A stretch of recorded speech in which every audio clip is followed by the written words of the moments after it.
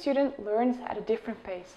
Some students can work independently, others need more guidance. It's not easy to keep in mind every single student in your classroom, and that's why working with learning pads can be a huge value to your classroom.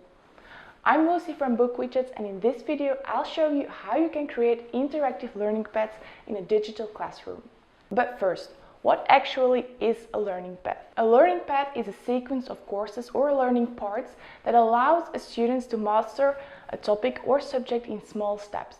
This approach is more effective when a student needs to absorb a lot of information on a certain topic. You can also set up learning pads for students who need much more guidance than other students. Or when differentiating, you can give every student a different learning pad they can follow at their own pace. To create interactive learning pads, I'm using two educational tools, Symbaloo and BookWidgets.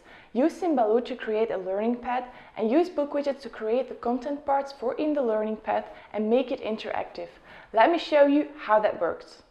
Step 1. Create a widget or exercise in BookWidgets. Choose between more than 40 different widgets or exercises to engage your students.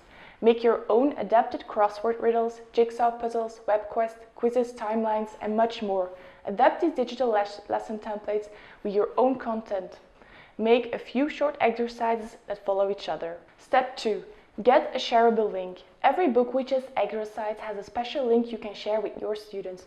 You'll need to use this link in Symbaloo. And step 3. Create a learning pad in Symbaloo. Add your steps or learning tiles to the Symbaloo grid. Now add a BookWidgets link to a widget exercise to every tile in Symbaloo.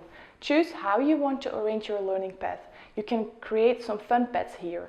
And that's it. Now you can share your Symbaloo dashboard with your students and let them follow the learning path, starting with the first button and BookWidgets exercise behind it. Check out the Symbaloo blog for more ideas, and I've put a link to some BookWidgets tutorials in the description that help you with creating these amazing exercises. Hope you like this teacher tip, leave a comment if you want, and don't forget to subscribe. Thanks.